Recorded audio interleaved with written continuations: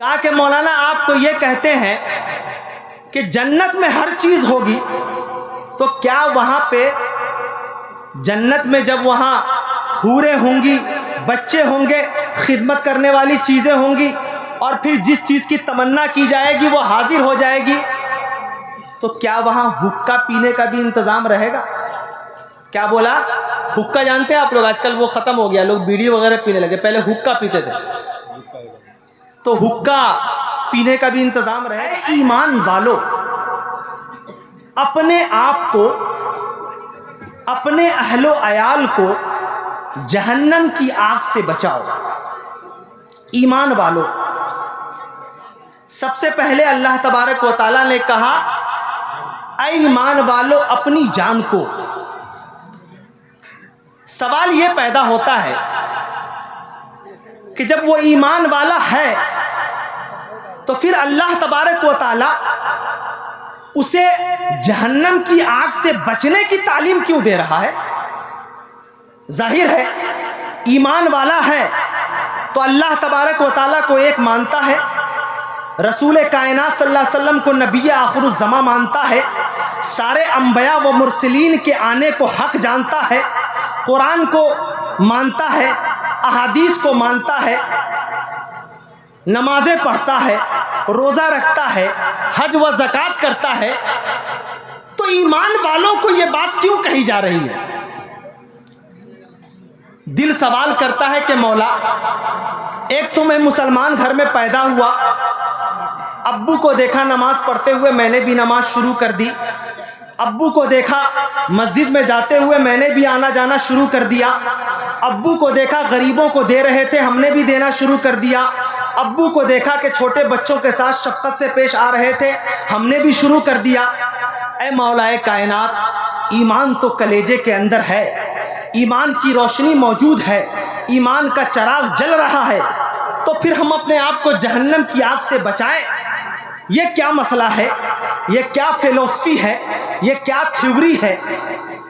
تو پتہ یہ چلتا ہے کہ ایمان لانے کے بعد بھی اگر کسی آدمی کو یہ خوش فہمی ہے کہ ہم ایمان والے ہیں اور ہم جہنم کی آگ سے بچ جائیں گے، تو ایسا نہیں ہے۔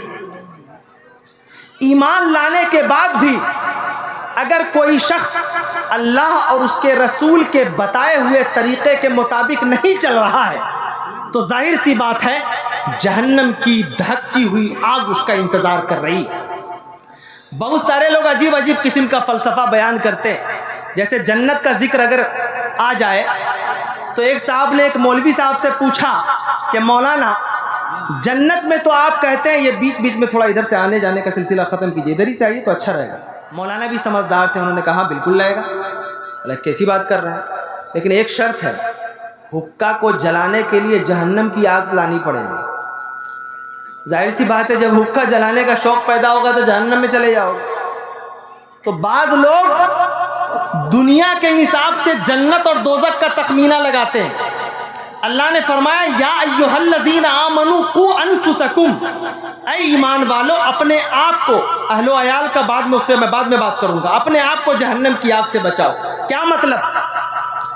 جب ایک ایمان والا ایمان کو قبول کرتا ہے تو اس کا مطلب یہ ہوا کہ اللہ تبارک و تعالیٰ سے وہ یہ وعدہ کرتا ہے کہ اے اللہ، آج تک ہماری زندگی کا ایک ایک لمحہ چاہے جیسا گزرا ہو، چاہے ہم نے اپنی سانسیں جیسے لی ہوں، چاہے ہم اپنا قدم چاہے جیسے بڑھائے ہوں، چاہے ہم نے جن چیزوں کو دیکھا ہو، ہم نے جو کام کیا ہو، ہم نے جو سوچا ہو، لیکن اے پروردگار عالم، جب ہم نے تیری ذات پر ایمان کا اقرار کر لیا ہے تو ہم نے ساری زندگی کی ان سارے گناہوں کے راستے کے دروازے بند کر دیے ہیں۔ یہی صحابہ کرام رضوان اللہ تعالی علیہم اجمعین نے کیا کہ جب مدینے کی سرزمین میں رسول کائنات صلی اللہ علیہ وسلم نے، آج کل کا نوجوان دیکھو کہ کوشش کر رہے ہیں، بیڑی پی رہے ہو چھوڑ دو، شراب پی رہے ہو چھوڑ دو، کوشش کر رہے ہیں۔ کیا کسی آدمی نے گارنٹی دیا ہے میرے دوستو، کلیجے پہ ہاتھ رکھ کے بتانا کہ تم جو کوشش کر رہے ہو تو کوشش کرنے کے بیچ میں تم نہیں مرو گے، اس کی کسی نے کوئی گارنٹی دی ہے؟ موت کا فرشتہ جب ایک مرتبہ آتا ہے نا تو سانسیں کھینچتے وقت یہ بھی نہیں کہتا ہے کہ جاؤ ایک قطرہ پانی پی لو۔ قطرہ پانی تو دور کی بات ہے، سے نکال سکے کہ مجھے پانی کی ضرورت ہے.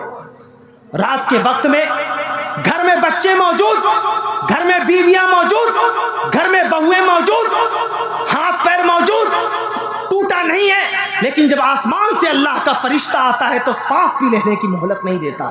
یہ تو انسان کی حیثیت ہے. اس کے باوجود بھی انسان سوچتا ہے آج کر لیں گے, کل کر لیں گے. رسول کائنات صلی اللہ علیہ وسلم نے مدینے کی سرزمین میں جیسے ہی کہا کہ اے لوگوں, وہ لوگ جو شراب کے مٹکے اچھی طریقے سے حفاظت کر کے اپنے گھروں میں رکھا کرتے تھے, کہا جاتا ہے کہ بڑے بڑے لوگ, جو لوگ شراب پینے والے ہیں یا نشہ کرنے والے ہیں, ان تمام لوگوں سے نشہ چھوڑانا اتنا آسان نہیں ہوتا. ایک بات یاد آ گیا, ایک بات یاد آ گئی جو میں ذکر کرنا چاہتا ہوں. ایک آدمی جو میرے تعلق کا اتفاق سے وہ شاعر تھا. شاعروں کے بارے میں اگر اسلامی شاعر ہے تو اچھا ہے, لیکن قرآن کہتا ہے الشعراء یتبعهم الغاوون الم تر انہم فی کل وادی یہیمون. یہ جو شعراء کی جماعت ہے الگ الگ وادیوں میں بھٹکتی رہتی ہے. اسی لیے آپ نے سنا ہوگا کہ یہ مشاعرے, بڑے بڑے مشاعروں میں جو شعر پڑھنے والے جو لوگ ہوتے ہیں, جو عام طور پہ بڑے بڑے کوی سمیلن میں آپ دیکھتے ہیں کہ وہ شراب کے نشے کے عادی ہوتے ہیں. میرا ایک شاعر دوست, عمر تھی 35 سال, زیادہ عمر بھی نہیں ہوتی, انتہائی خوبصورت آدمی, جس کا شعر سننے کے بعد میں نے کہا تھا کہ اگر یہ آدمی زندہ رہ گیا تو بہت آگے نام کمائے گا. میں اصل بتلانا یہ چاہتا ہوں کہ نشیلی چیزیں چھوڑنا مشکل ضرور ہے, لیکن میرے دوستوں کس حد تک انسان کو اندر جکڑ لیتی ہے. اس لیے کہ آپ اگر چاہتے ہیں کہ آپ کی اولاد اچھی ہو, آپ کے بچے اچھے ہوں, آپ کی نسل اچھی ہو, آپ کی پیڑھی اچھی ہو, تو سب سے پہلے اپنے آپ کو بچانا ہوگا. اور جہنم کی آگ تو چھوڑ دو, اگر انسان نے اگر خود کو اگر بچا لیا تو زندگی کے عذاب سے, زندگی کے دوزخ سے بھی وہ محفوظ رہے گا. اس شاعر کا عالم یہ تھا کہ اتفاق سے ایک روز ہم سفر کر رہے ہیں, میں اس سے کہہ رہا ہوں کہ میرے دوستو جوانی کا وقت ہے, پھیپڑا خراب ہو جائے گا, تمہارے جسم کے اعضاء خراب ہو جائیں گے, جسم کا کنٹرول خراب ہو جائے گا. 2 گھنٹے کا سفر, میں کبھی قرآن سنا رہا ہوں, کبھی حدیث سنا رہا ہوں, کبھی میں سائنٹسٹ انداز میں, سائنسی انداز میں بات بتا رہا ہوں, کبھی سائیکلوجیکل بات بتا رہا ہوں, کبھی پریکٹیکل بات بتا رہا ہوں, کبھی اپنا واقعہ بتا رہا ہوں, کبھی اپنا تجربہ بتا رہا ہوں. وہ سنتا گیا, ہر بات میں اس نے کہا ہاں جمیل بھائی آپ صحیح کہتے, آپ صحیح کہتے. 2 گھنٹے کے لمبے سفر کے بعد جب ہم لوگ پروگرام کے لیے نیچے اترے, ظاہر ہے میرا جانا دینی محفلوں میں بھی ہوتا ہے اور ان محفلوں میں بھی ہوتا ہے. اللہ کا فضل و کرم ہے, میں اللہ تبارک و تعالیٰ سے دعا کرتا ہوں کہ مولا کریم تو نے مجھے شاعر بنانے کے ساتھ عالم بھی بنا لیا, ورنہ اگر صرف ہو رہا تھا ہماری آنکھوں کے سامنے ایسا ایسا منظر میں نے دیکھا ہے, بڑے بڑے حسن کے دل دادا لوگ نظر آتے ہیں, بڑی بڑی خوبصورت لڑکیاں نظر آتی ہیں, لیکن اس کے باوجود بھی اگر ایمان اندر میں موجود نہ ہو, اگر عالم ہونے کی حیثیت سے اللہ کا ڈر نہ ہو, تو میرے بھائی میرے پیر پھسل جائیں. میں نے ایسے ایسے بھی پروگرام کیے ہیں, ایسے ایسے بھی شاعر کو دیکھا ہے جس نے صرف 3 رات میں 1,20,000 کے شراب کے مٹکے پھوڑ دیے. ایسے ایسے لوگوں کو بھی دیکھا ہے, پیسہ نہیں دینا تھا, بس بیٹھ کر کے قیمتی شراب پینی تھی.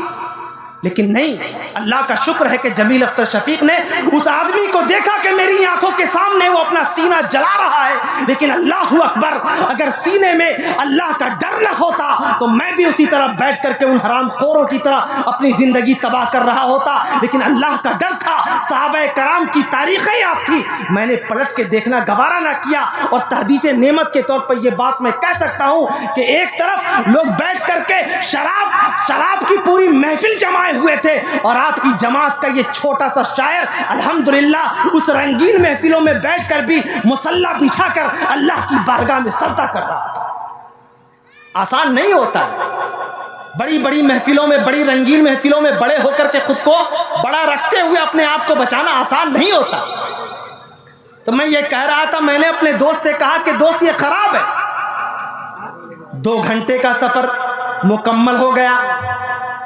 2 گھنٹے کے سفر کے بعد جب ہم لوگ اترے تو اچانک اسے بھی پیشاب کی حاجت ہوئی, ہمیں بھی پیشاب کی حاجت ہوئی دوسری ضرورت کی کہ چہرہ دھو لے, ذرا ہاتھ دھو لے. وہ بھی اپنی طرف گیا, میں بھی اپنی طرف. 10 منٹ کا صرف فاصلہ ہوا ہوگا, 10 منٹ کا, صرف 10 منٹ کا فاصلہ, 10 منٹ کا فاصلہ ہوا. 10 منٹ کے بعد جب میں آتا ہوں تو دیکھتا ہوں کہ اس کی آنکھیں لال ہیں, اس کے جسم میں کپ کپی طاری ہو رہی ہے. میں نے قریب آ کر کے پوچھا کہ کیا لگتا ہے کہ آپ نے ہنستے ہوئے, میں نے کہا لگتا ہے آپ نے مار لیا ہے. 2 گھنٹے کا سفر میں نے آپ کو بتایا تھا, اتنی چیزیں اثر نہیں کی. تو پورے نشے میں ایک دم جھومتا ہوا آنکھیں سرخ کرتے ہوئے مجھے طرف دیکھ کے کیا کہتا ہے پتا ہے, پیوں گا نہیں تو جیوں گا کیسے. یہ بات تو اس نے کہہ دی, لیکن میں کہنا چاہتا ہوں میرے دوستو, وہ جو شراب کے نشے میں یا اور بھی زہریلی چیزوں کو کھا کھا کر کے اپنے پھیپھڑے کو, اپنے کلیجے کو خراب کر رہے ہو, ابھی صرف 2 سال کی مدت ہوئی ہے, زیادہ وقت نہیں ہوا. مجھے پتا چلا کہ رات کے وقت میں وہ پی کر کے آ رہا تھا, ایک اچانک نالی کنارے اس کا پیر پھسلتا ہے. شراب کے نشے میں وہ آدمی گرا اور نالی سے سر کو اس کے ٹھوکر لگی. رات میں لوگ سوتے رہے اور وہ آدمی جو اسٹیجوں سے زندگی کا فلسفہ اور فلسفی بیان کرتا تھا, صبح جب فجر کی نماز کے لیے لوگ اٹھے تو دیکھا کہ اس کی لاش پڑی ہوئی تھی. اللہ اکبر. کیا یہی چاہتے ہو؟ اس کی بیوی موجود, اس کے بچے موجود.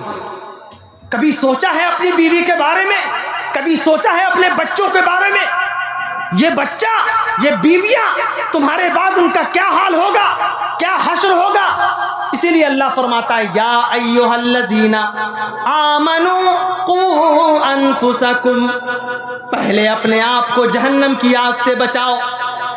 آج تو حال یہ ہے کہ گھر میں بیٹھا ہوا باپ ہے اور بیٹے کو پیسہ دے دیا کہ جاؤ میرے بیٹے ذرا کھینی لے کر کے آؤ, جاؤ میرے بیٹے گٹکھا لے کر کے آؤ, جاؤ میرے بیٹے فلانی سگریٹ لے کر کے آؤ, بیڑی لے کر کے آؤ. اور یہ کٹیہار, کشن گنج, پورنیہ کے علاقے کے لوگوں مجھے معاف کرنا, تمہارے علاقوں میں یہ بیماری بہت زیادہ ہے. 12 سال 13 سال کا لڑکا درخت کے نیچے باغ میں بیٹھ کر کے سگریٹ کھینچتا رہتا ہے, اس کو نہیں معلوم, بس اس کو نقل کرنا ہے. سائیکولوجیکل انداز میں اللہ تبارک و تعالیٰ نے جہنم سے بچنے کی ترغیب دی ہے, لیکن زندگی کا فلسفہ کتنا بڑا ہے. ہم یہ سمجھتے ہیں کہ چلو یہ مولوی کا کام ہے, جنت جہنم بتا رہے ہیں, یہ دیکھا جائے گا آخرت میں. میرے دوستو, آخرت کا انتظار تو بعد میں ہوگا. اگر تم نے رسول اعظم صلی اللہ علیہ وسلم کی احادیث کو اگنور کیا, نظر انداز کیا, اللہ تبارک و تعالیٰ کے قرآن اور اس کے احکامات کو اگر چھوڑا, تو آخرت تو بعد میں, آخرت کی منزل ہوگی. دنیا میں تم ایسی عبرت سزا اور ایسی زندگی تم جھیلو گے کہ تمہاری نسلیں خراب ہو جائیں گی, تم کو اندازہ نہیں ہے اس بات کا. کیا کرتے ہیں کہ لوگ, آج بچہ بیڑی لے کر کے آیا, کل سگریٹ لے کر کے آیا, کھینی لے کر کے آیا. وہی بچہ جب دیکھتے دیکھتے 11 اور 12 سال کا ہوتا ہے, سوچتا ہے کہ ابو کھا رہے, غلط تھوڑی نہ ہوگا. باپ اس کا رول ماڈل ہے بھائی. باپ سے بڑا ایک بچے کی نظر میں ہیرو کون ہو سکتا ہے؟ آپ ماسٹر اور مولوی کو ڈانٹتے ہو کہ مولانا صاحب آپ کیسے پڑھاتے ہیں کہ یہ بچہ خراب ہوتا جا رہا ہے, میں پریشان ہو گیا ہوں, یہ پڑھ نہیں پائے گا, یہ فلانا نہیں ہو پائے گا, یہ ٹھماکہ نہیں ہو پائے گا. کبھی مولوی صاحب کو دوست, کبھی ماسٹر صاحب کو دوست. ارے بھیا, پہلے تو آپ کی بیوی نے اس کو جنا ہے, گود میں تو بچے نے آپ کے کھیلا ہے, انگلیاں پکڑ کے آپ نے چلایا ہے, آپ کے آنگن میں پہلے آپ کو دیکھا ہے, آپ کی بیوی کو دیکھا ہے, اس کے بعد نہ آگے بڑھا ہے. مدرسہ اور اسکول کا نمبر تو بعد میں آتا ہے. آپ نے اس کے ذہن کو خراب کیا ہے. یہ جو لوگ, یہ بیویاں خاص طور سے آج کل کے جو پرانے لوگ ہیں بہت سارے اور نئے لوگ بھی, میں ایک جملہ کہتا ہوں, بہت دل تھام کے سوچنا اور سننا, بہت دل تھام کے. اس سے زیادہ بے غیرت مرد کوئی نہیں ہو سکتا ہے جو اپنے بچوں کی موجودگی میں اپنی بیویاں کو ڈانٹتا ہو. اس سے زیادہ بے غیرت انسان کوئی نہیں ہو سکتا ہے جو اپنے بچوں کی موجودگی میں اپنی بیویوں کو مارتا ہو.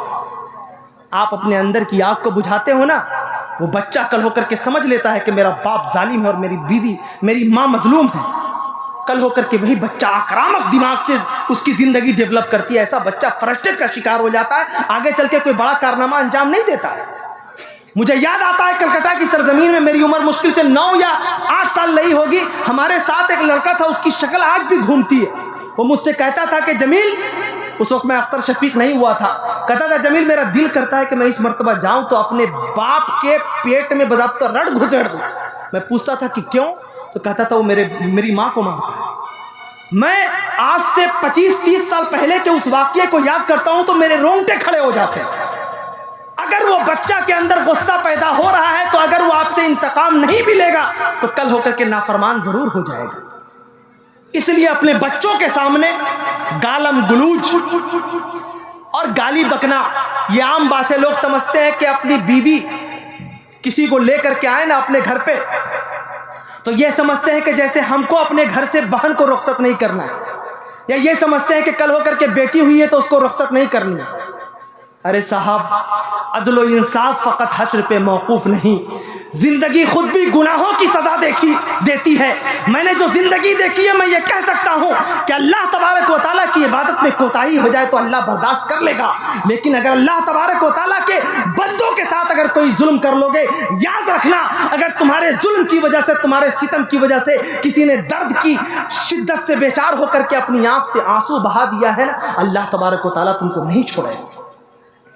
چھوٹے چھوٹے بچے کیوں تباہ ہو رہے ہیں اپنے گھروں میں؟ اپنے گھر کا ماحول دیکھ کر میں اکثر ایک بات کہتا ہوں، یہ کالج اور یونیورسٹی کے بچے اپنے ذہن کے کاغذ پر انورٹڈ کاما سے نقل کریں گے کہ جو چھوٹا بچہ ہوتا ہے نا 2 سے 3 سال کا، اس کی جو آنکھ ہوتی ہے وہ CCTV کیمرے سے زیادہ سخت ہوتی ہے۔ وہ تمام چیزوں کو ریکارڈ کرتا ہے، تمام چیزوں کو ریکارڈ کرتا ہے، بولتا نہیں ہے۔ ہم لوگ سمجھتے ہیں، میں تو یہ بولتا ہوں کہ جب بچہ 5-6 مہینے کا اگر ہو اور اس کی آنکھ نے یہ پرکھ لیا ہے کہ یہ میرا باپ ہے اور یہ میری ماں ہے تو ماں اور باپ دونوں کو ہوشیار ہو جانا چاہیے۔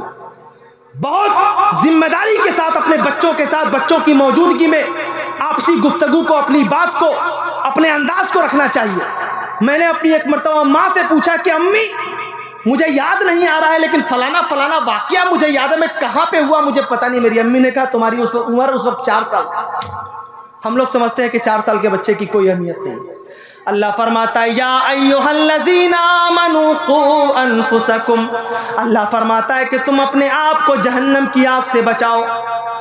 ظاہر ہے ڈائریکٹ اللہ تبارک و تعالیٰ نے جہنم کی آگ کے بجائے یہ بھی کہہ سکتا تھا کہ اللہ تبارک و تعالیٰ یہ بھی کہہ سکتا تھا کہ تم اپنے آپ کو برباد ہونے سے بچاؤ۔ یعنی اللہ یہ فرمانا چاہتا ہے کہ تم نے اگر اپنے آپ کو جہنم کی آگ سے نہ بچایا، اپنے آپ کی اگر حفاظت نہ کی تو آخرت تو خیر بات کی بات ہے، تمہاری زندگی بھی تباہ ہو جائے گی۔ یہ زندگی کا مشاہدہ بتاتا ہے۔ مطلب یہ ہوا کہ اگر تم اپنے آپ کو جہنم کی آگ سے بچا رہے ہو تو اس کا مطلب اللہ تبارک و تعالیٰ یہ کہنا چاہتا ہے کہ تم اپنی زبان کی حفاظت کرو، اپنی آنکھ کی حفاظت کرو۔ آج کل بیٹھ کر کے ماں باپ کیا کر رہے ہیں؟ موبائل اٹھائے ہوئے، موبائل اٹھا کر کے کوئی کام نہیں ہے، سیریل شروع کر دیا، سیریل دیکھ رہے، فلم دیکھ رہے۔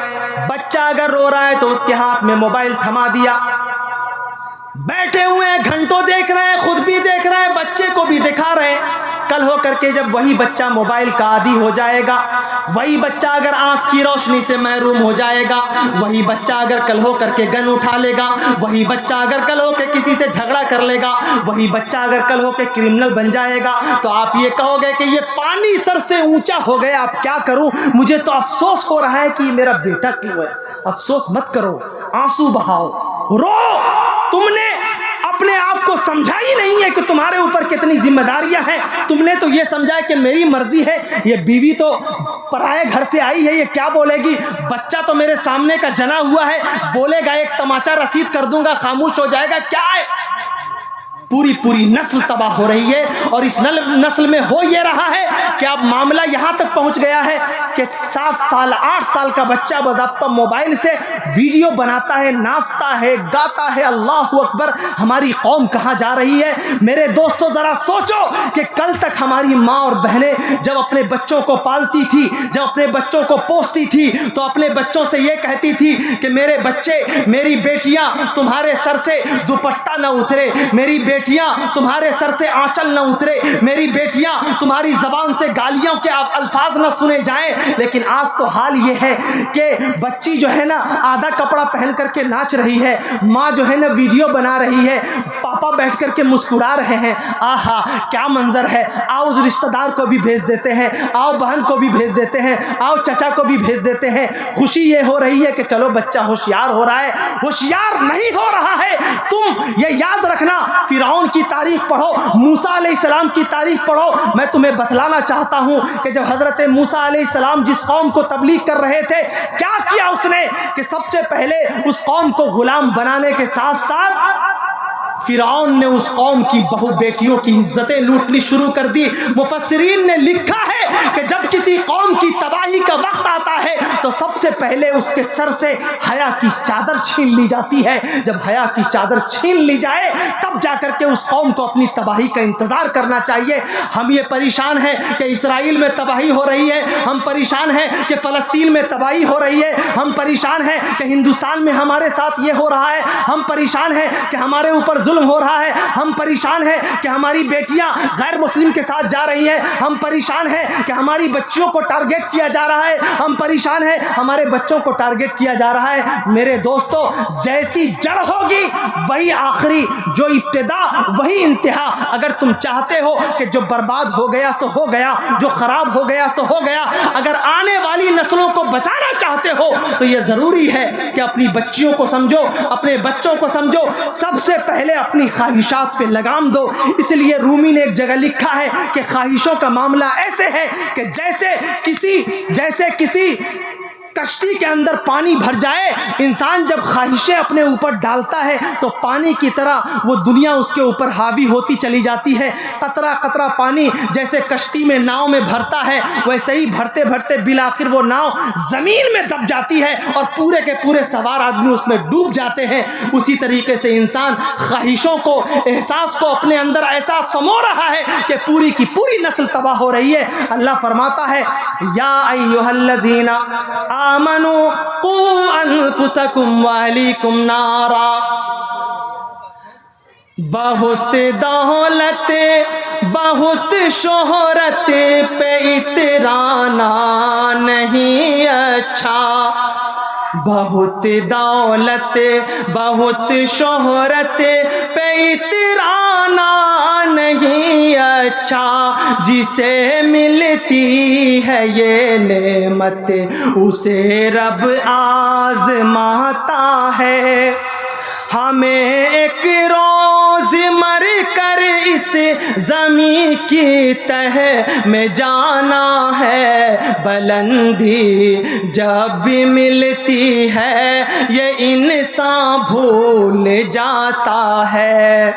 یا ایھا الذین آمنوا قوا انفسکم، اپنے آپ کو جہنم کی آگ سے بچاؤ۔ اور حد تو یہ ہے کہ آج کل اگر شادی کا پروگرام ہو تو معاملہ یہاں تک پہنچ جاتا ہے کہ ہماری ماں اور بہنیں خود تو پردے میں رہتی ہیں لیکن اپنی بچوں کو، اپنی بیٹیوں کو کیا کرتے ہیں کہ پورا میک اپ سجا کر کے یوں لے جاتے ہیں جیسے کوئی سڑک پہ سبزی بیچنے والا آدمی سبزی رکھنے کے بعد پیچھے سے چلتا رہتا ہے، ویسے ہی اس کے سر پہ دوپٹہ نہیں، آنچل نہیں۔ ہماری ماں اور بہنوں کا شوق یہ ہے کہ جیسے کسی فلمی ہیروئن کو دیکھا تو کرنا شروع کر دیا، کسی ماڈل کو دیکھا تو کرنا شروع کر دیا، کسی ناچنے اور گانے والی دنیا کی ذلیل ترین عورتوں کو دیکھا تو اس کی نقل کرنے لگے۔ ہمارا نوجوان بھی اس میں پاگل بنا ہوا ہے۔ اللہ کے رسول فرماتے ہیں، مسند احمد کی روایت ہے، لا ينظر اللہ عز وجل العاق لوالدیہ والمرأة المترجلة والدیوس۔ اس کے اندر پورا سسٹمک ڈھنگ سے